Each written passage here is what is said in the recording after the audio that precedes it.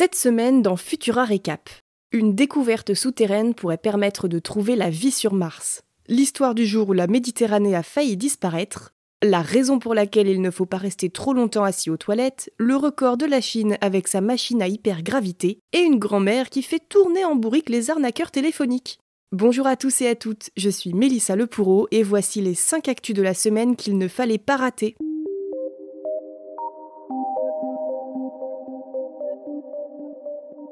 Partons d'abord comme Jules Verne dans un petit voyage au centre de la Terre.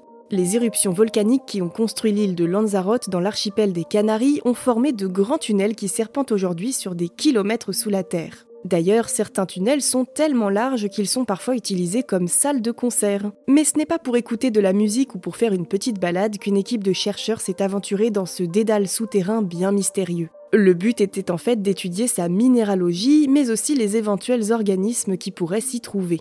Et les résultats sont plutôt étonnants. On apprend dans cette étude que les conditions dans ce milieu permettent une étonnante préservation des minéraux, mais aussi de certains organismes vivants, et ce depuis bien longtemps.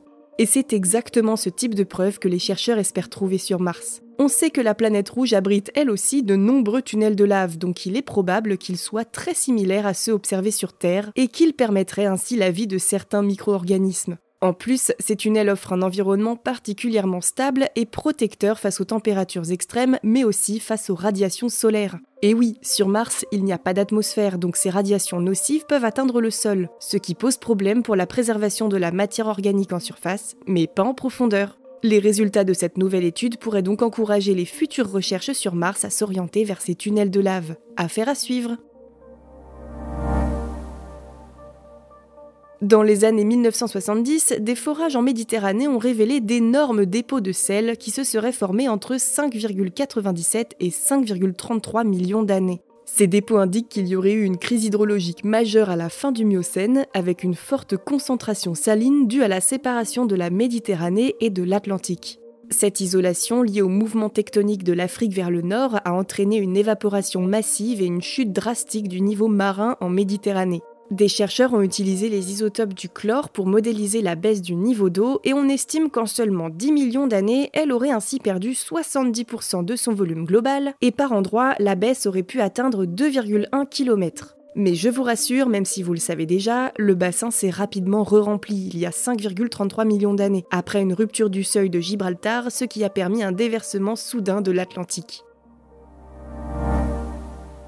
Le cabinet des anses porte bien son nom. Pour de nombreuses personnes, l'utilisation du téléphone portable aux toilettes est devenue une habitude courante. Une pause de quelques minutes se transforme bien souvent en une session prolongée de navigation sur les réseaux sociaux. Et pourtant, cette pratique n'est pas si anodine. D'après les experts, il ne faudrait pas rester trop longtemps posé sur la cuvette si vous ne voulez pas que cela entraîne des complications. En fait, la combinaison de cette position et de la forme ovale du siège maintient le rectum dans une position basse, ce qui perturbe la circulation sanguine dans la zone anale. Vous risqueriez ainsi de développer des hémorroïdes. Et comme si ça ne suffisait pas, vous risquez aussi un affaiblissement des muscles pelviens, voire un risque accru de prolapsus rectal. Conclusion, 10 minutes, pas plus. On part en Chine à présent avec la mise en marche de l'installation hypergravitationnelle la plus avancée au monde.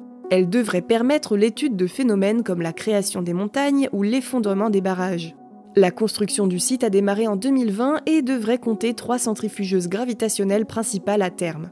Et c'est justement la première de ces centrifugeuses qui a été installée et activée pour la toute première fois. Elle peut simuler une gravité bien plus élevée que celle de la Terre. Son accélération peut s'élever à 1900 fois celle de la gravité terrestre. On dépasse ici le record actuel qui était à 1200 fois la gravité terrestre. Grâce à cette nouveauté, les chercheurs spécialisés dans les fonds marins comptent s'intéresser à une source d'énergie potentielle, les hydrates de gaz naturels, qui se trouvent en quantité dans les fonds marins et sous le permafrost. Les expérimentations en hypergravité permettront d'étudier la manière de les extraire en toute sécurité. Et pour terminer ce récap, je vais vous parler de Daisy, une grand-mère qui rend fou les arnaqueurs téléphoniques. On a tous déjà été appelés par des personnes malhonnêtes qui veulent vous vendre une arnaque, vous convaincre de leur donner votre numéro de carte bancaire ou l'accès à votre ordinateur. C'est assez agaçant, d'autant que même si vous pouvez les bloquer, ils peuvent juste changer de numéro pour vous rappeler. Même les opérateurs ne trouvent pas de solution définitive au problème. Enfin, ça, c'était sans compter sur Daisy. Une petite grand-mère qui est toujours ravie de parler avec quelqu'un de sa famille, de son chat Fluffy ou de son tricot. Bref, la cible idéale pour les escrocs. Oui, sauf qu'en fait, Daisy, c'est une intelligence artificielle capable de répondre de vive voix en temps réel et de faire perdre tout leur temps aux arnaqueurs. L'opérateur britannique O2 a trouvé cette technique originale pour limiter l'accès des escrocs à ses abonnés. À chaque fois qu'il détecte des appels indésirables, plutôt que de les bloquer, il les renvoie vers Daisy qui peut les tenir occupés pendant une quarantaine de minutes. Et bien sûr, toutes les informations personnelles qu'elle transmet sont inventées de toutes pièces. Dommage que nous n'ayons pas de service similaire en France, mais peut-être que ça viendra. Mais en attendant, vous pouvez signaler ces appels via un SMS au 33 700 ou vous inscrire sur la liste Blocktel pour les limiter. Pour tout savoir sur cette intelligence artificielle ou pour retrouver le reste de nos actualités, rendez-vous sur Futura.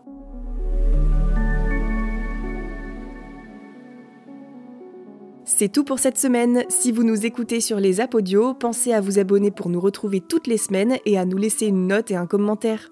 Cette semaine, découvrez notre dernier épisode de Futura Santé dans lequel Maëlle Diallo nous dit tout sur l'ostéopathie qui fête d'ailleurs ses 150 ans cette année. Merci pour votre écoute et votre soutien, très bonne journée ou excellente soirée et à bientôt!